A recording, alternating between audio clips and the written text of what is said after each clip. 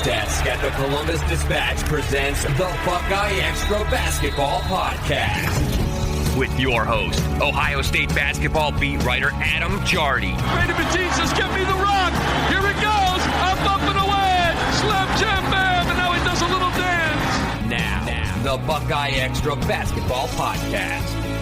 Hello, everyone. This is Adam Jardy from the Columbus Dispatch. Today is Wednesday, September 17th, 2025, and it's my official duty to welcome you into episode 495 of the Buckeye Extra Men's Basketball Podcast.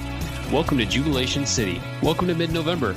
I'm looking outside. The leaves still have not started falling, which is concerning, I suppose. It's going to happen at some point, and my lawn will be covered. But looking out back right now as we continue to inch our way closer and closer to the start of a whole bunch of things, and this really does feel like the last kind of gasp of off-season before things really get underway for the Ohio State men's basketball team. And that's because this is the last week before things really get underway. Ohio State will begin its official fall practice on Monday. So this is the last week of summer/fall workouts and team workouts and individual drill or skill workouts and things like that. It all starts for real on Monday. From that point, Ohio State will have 42 days until its season starts. They can practice 30 days in those 42 days. And from there, you have on the calendar that Ohio State will have its own media day. I'm expecting that sometime at the very beginning of October. Big Ten Media Day will be October 9th. So things are like right there, kind of right around the calendar. We'll get a full Big Ten schedule tomorrow, Thursday, September 18th at 4 p.m. Eastern. They'll have a show from 4 to 5 on the Big Ten Network. I'll have a Friday podcast for you breaking that down. So I'm not going to go like crazy long in this one where I'm going to record again in about 36 hours. However, it's worth pointing all that out to just say that things are starting to happen. We're getting things on the calendar. We're more than halfway through September, and it's going to be basketball season very soon. And it's also visit season. I'd like to point you in the direction of all the recruiting coverage I've had these last couple of weeks. I've been connecting with a bunch of recruits who have been on campus just recently here. Stories recapping visits from Kager Knuppel, Keontae Smith, Dylan Ziegler, LJ Smith. I've got plenty more to come. I had a story on Anthony Thompson before his visit, a Cam Mercer story on his visit. There's more content, like I said, along those lines coming. So if you're looking for Ohio State basketball recruiting coverage, I got you covered there. So keep looking for all that stuff too. So what I'm going to do on this episode of the podcast here, and like I said, I'm going to keep it relatively short, but I want to share with you just a couple observations I've had from getting to watch some practice, talking to people within the program, talking with the recruits who have visited, just a couple of things that are kind of rolling around in my brain right now as I start to visualize what this team might look like, what this season might look like, and where it all could be headed. And certainly things will take a more pronounced shape when they actually start practicing and when things start to get real. But for now, I'm coming out of the summer with a couple of thoughts here that I just are worth putting out here. So I'm going to get to all that here in a moment. Before I do, I want to remind you that you can subscribe to the podcast on Apple, Spotify, YouTube, wherever you enjoy your favorite podcasts. If you subscribe, you'll automatically get the newest ones just as soon as our man Patrick Flaherty, the Podfather, can grab them and publish them for you. Now, while you're subscribing or downloading, please leave a review, please click 5 stars, and please consider telling a friend. Thanks to everyone who's taken the time to do all those things. It's sincerely appreciated. So maybe the biggest takeaway that is on my mind right now that I really want to talk about for a moment is that we've spent much of the offseason certainly looking at Ohio State's backcourt and what a lineup that will heavily feature Bruce Thornton and John Mobley Jr. is going to look like. And there's certainly other names that are in that mix there who will be helping out, filling out the depth.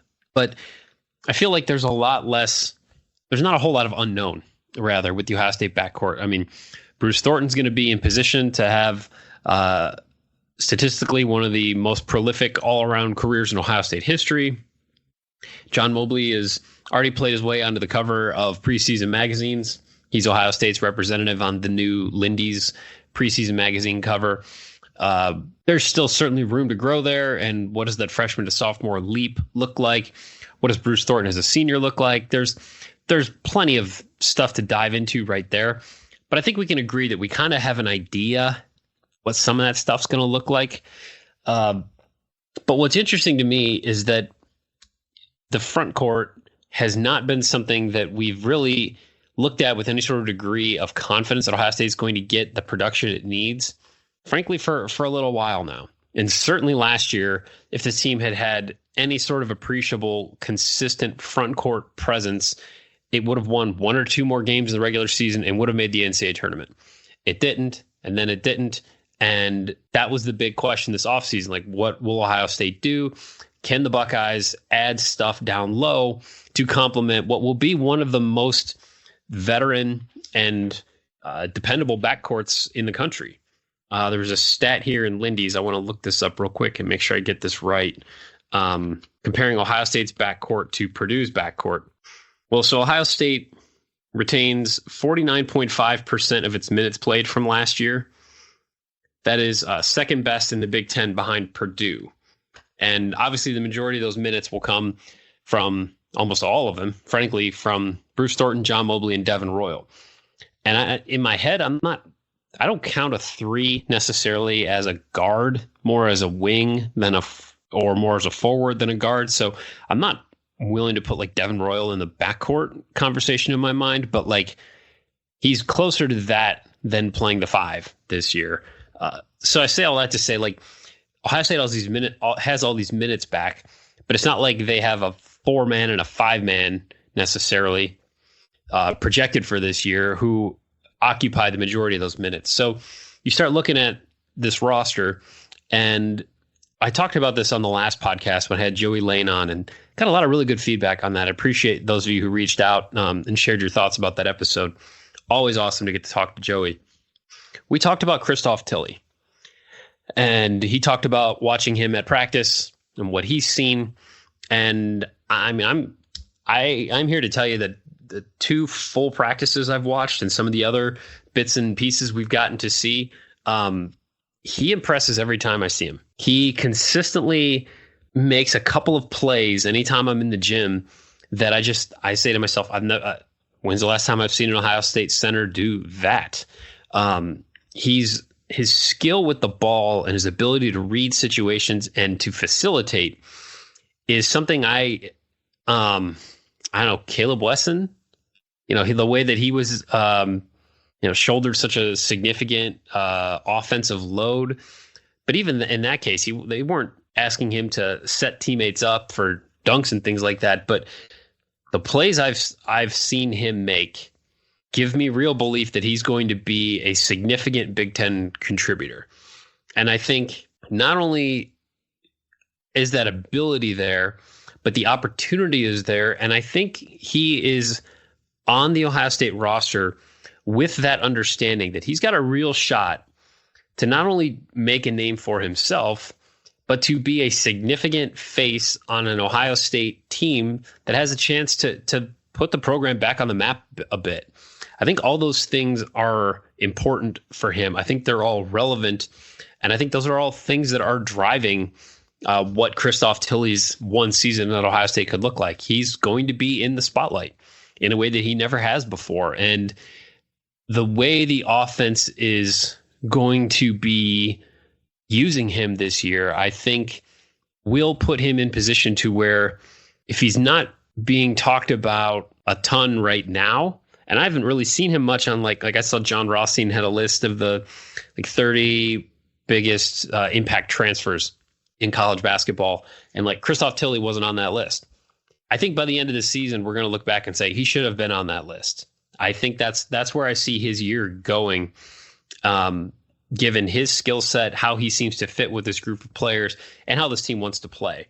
And now behind him, I made this point recently too, that he's unique on this roster. There's not another Christoph Tilley that you just slide right in that has the same type of skill set. And certainly we can make that case for other guys as well. But I think he's unique in that regard. They don't have another big man with his frame who can do the things that he can do. So behind him, what about the other 7-footer? What about Ivan Yagovin? And when I saw Ivan earlier in the summer, I thought to myself, it hasn't quite taken off for him. Like, he is not where I maybe thought that he would be. And it was looking like a bit of a struggle. Like, okay, well, maybe this is just one of those things that just doesn't work out. It's summer, and he's played 1 year where he only got very limited playing time throughout the course of the season. So I guess I should have prefaced all this with, like, it is summer, take some of this with a grain of salt. But he has taken steps these last several months, I suppose, because, we are in mid-September. But he's to a point where I see him on the court. I see some of the things that he can do compared to what we would see from him last year. He looks more fluid. He looks more composed. And he looks like a guy that can be a guy. You know, can he give them 8 to 10 minutes a game and you're not holding your breath the whole time? I think that's where he is. He's certainly got the frame for it. He looks, like I said, he looks more the part. He was impressive the most recent time here when I was at practice. I think he has a real shot to help Ohio State this season in a way that I didn't think was going to be possible 2 months ago. I think it's been a real big summer for him. And then we talked about Brandon Knoll on the last podcast, and just like what a crafty is one word, I suppose, the veteran presence, like playing for Ohio State, all that stuff. He has been solid every time I've seen him. He looks like a guy who's going to contribute. The interesting thing is going to be, how does his playing time intersect with, overlap with, affect, or be affected by Amari Bynum? Because I'm here to tell you that I don't think gravity has the same hold on Amari Bynum that it has on the rest of us. His explosiveness around the rim is significant. And there continue to be moments whenever I get to watch this team, much like Christoph Tilley will catch my eye, even if I'm not paying attention to him specifically. Same goes for Bynum. And there's going to be, freshman development, and there's going to be growing pains and all that kind of stuff. Like, that's all going to be real. And I feel like that can often be more pronounced for a big, but he is I just keep coming back to, he is explosive. I am very excited to see what that looks like on the court this year, because he is a big dude who moves very well, and I think is, like, just like I said, we're not, Christoph Tilley's not being mentioned as a top 30 impact transfer. For the most part, Amari Bynum's not being listed as a top 30 freshman. I think that's probably going to change by year's end. So in all, I'm increasingly optimistic about Ohio State's front court for the first time in a long time. We'll see how that plays out, but I think you have a mix of veteran guys who have proven a lot to this point in their careers and now have opportunities to really shine in their final years of college basketball. And then you have a really talented, crazy athletic, powerful freshman in that mix as well. And to me, that just looks like more reason for optimism than you're hoping that Sean Stewart takes a jump, and you're hoping that Aaron Bradshaw takes a jump. And you've got Evan Mahaffey as a small ball 5 and Devin Royal as a small ball. Like, I think there's more to this lineup, or to this roster, than what we've seen the last couple of years. So those are my thoughts on the front court. As far as just like rounding out the roster, Colin White's back in practice. He's doing stuff with the team. He's starting to make up as much as he can for the time that he lost. I feel badly for him, because I do think that's going to impact him throughout the course of the season. But he's back out there.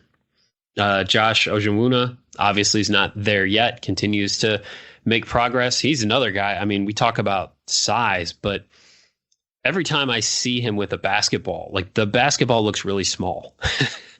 Like, he's just such a big dude. And it will be really interesting when he is healthy to see him on the court and to see how that translates into obviously being a talented basketball player.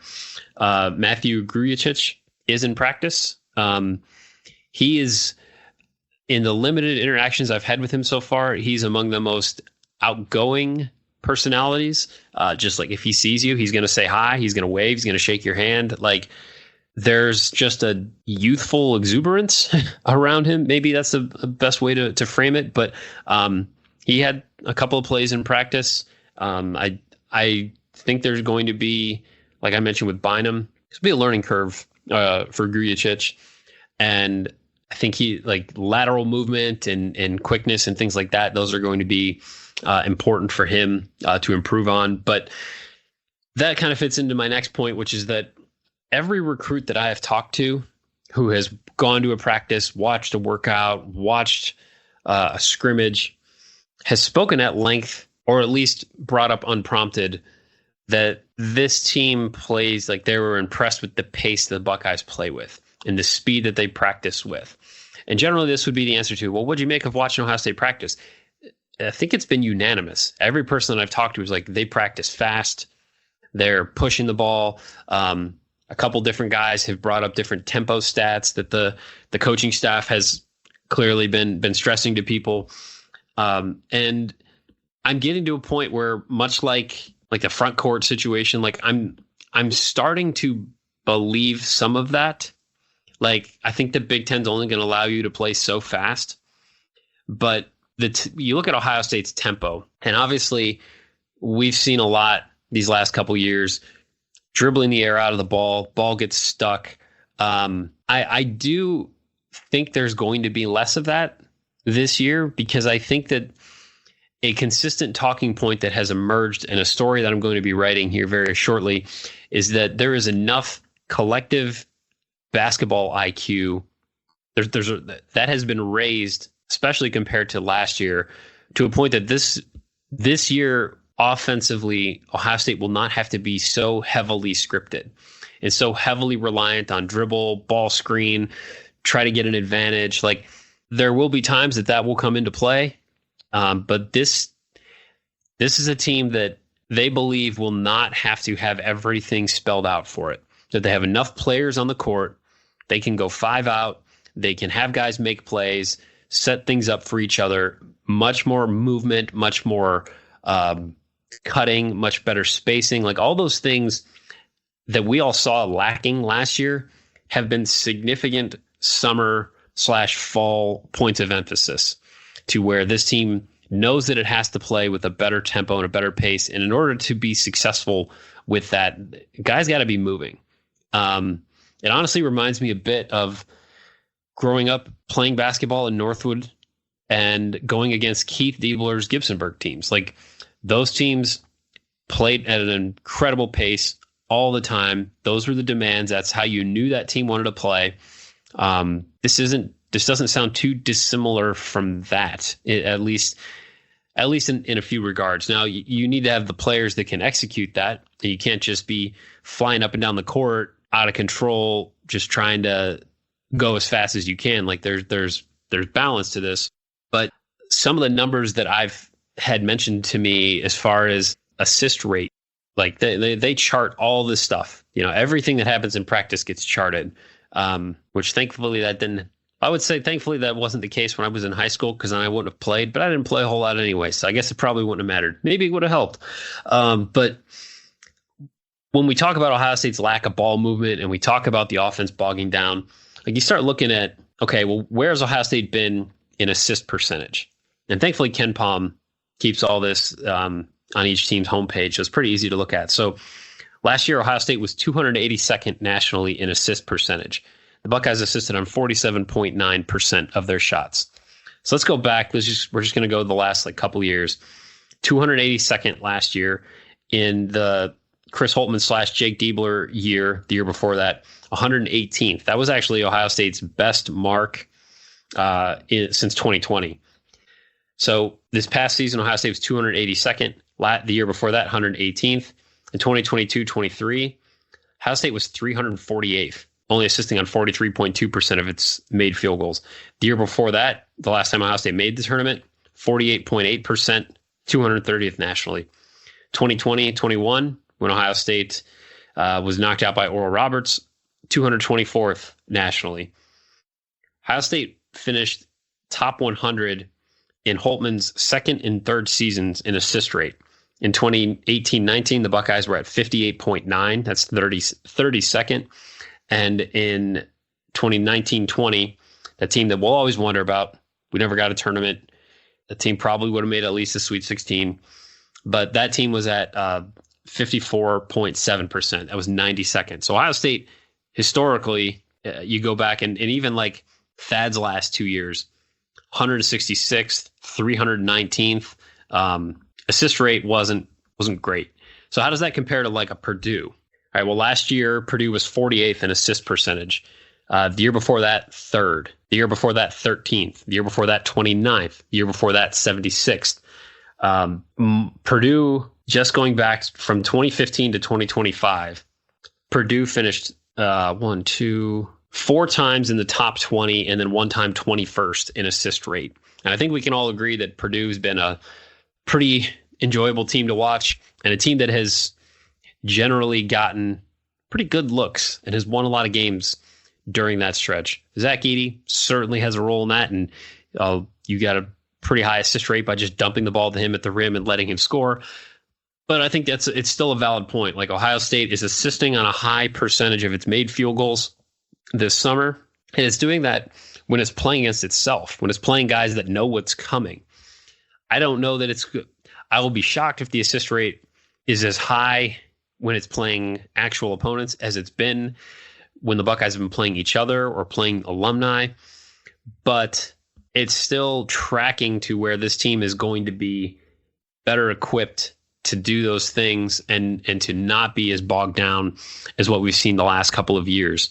That actually also reminds me of something I meant to mention earlier when I was talking about Grujičić, but I did briefly talk to him on the sideline before the Ohio State OU football game last Saturday. And he was saying how much more comfortable or how enjoyable it is to be able to practice, because he was with the team during the summer, but he couldn't practice until the fall. But he was able to like play in the open gyms and go against the alumni. And I said, like, who'd you really enjoy playing with? Who'd you enjoy going against? And 2 guys he mentioned were D'Angelo Russell and Mike Conley. So I thought that was pretty neat. I wanted to make sure I mentioned that on here. Now, back to the recruiting for a minute. I got 2 more quick things here, and then we're going to wrap this one up. But there was a great piece on CBS earlier this week that Matt Norlander put together about the fact that nobody knows what recruiting is right now. Nobody has any idea what you can and can't really promise a 2026 recruit, what kind of money will be available, what sort of NIL deals are doable versus not doable. The uncertainty around how these new rules imposed by the House settlement will impact recruiting, nobody has any idea right now. And the one sticking point I keep coming back to in my head is that you're in a situation right now where you might have a NIL budget for this 2025-26 season of $9 million.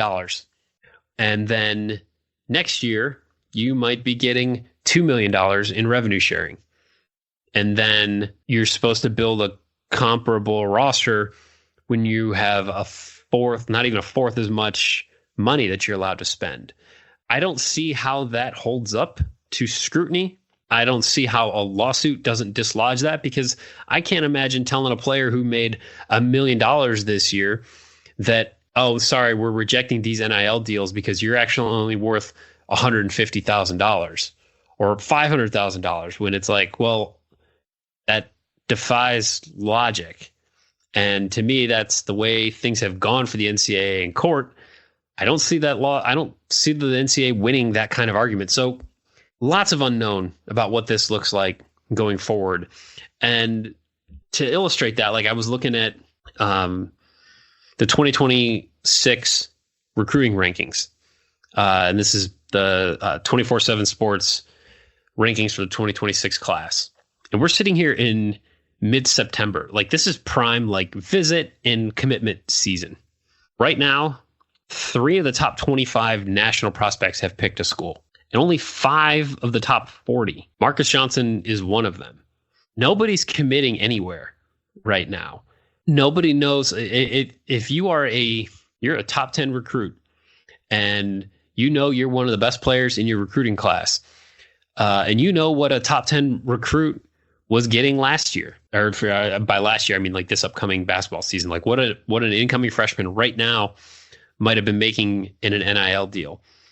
And it is entirely possible that this year's top 10 recruit is not being told it can get anywhere near that kind of money. If teams do ultimately end up working with budgets that are reduced so significantly compared to what we're used to, who's going to pay a freshman half of their budget, a fourth of their budget?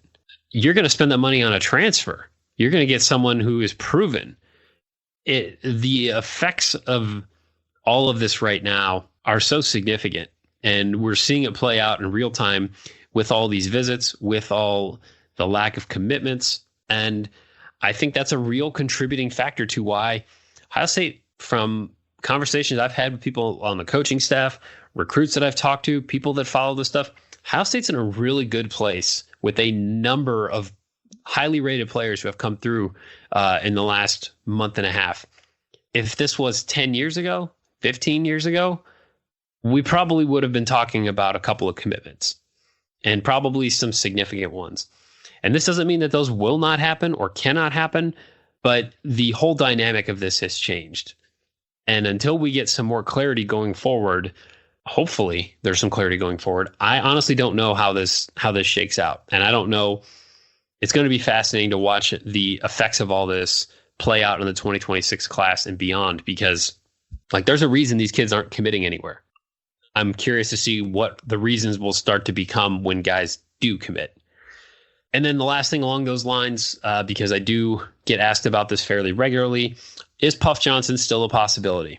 Obviously, he's played his 5 years. He's applied for a waiver. It is getting late into the academic calendar. We've certainly made that point. However, my understanding, at least at this point, is it's not a no. And that could still happen for Ohio State here at some point. I do question, at what point do you just say, no, these are the guys we're rolling with? Like, I always think about that scene in Miracle where, and I guess this happened in real life too, but I've only seen the movie, where Herb Brooks brings on another player who could potentially help the roster as they're finalizing the 1980 U.S. Olympic team or hockey team's roster. And they've got like one spot open and 2 guys that are still kind of vying for it. And he brings in another guy, and, you know, they have some players have a very pointed conversation with him and say, like, we're a family. Like, this is the group we've been together. And like, I don't think Ohio State's like that far down the line. And my understanding is that there's not any concern that, like, if this does happen, that it would disrupt locker room chemistry or anything like that. But it's not a no yet. It is September 17th. And at some point, you got to be in classes and stay in classes. What that point is, nobody seems to really know yet. But it's, again, not a no yet. Okay, I'm going to wrap this one up now. I said I was going to try to keep it short, and here we are nearly at half an hour. So I'm going to hang up and get some more writing done.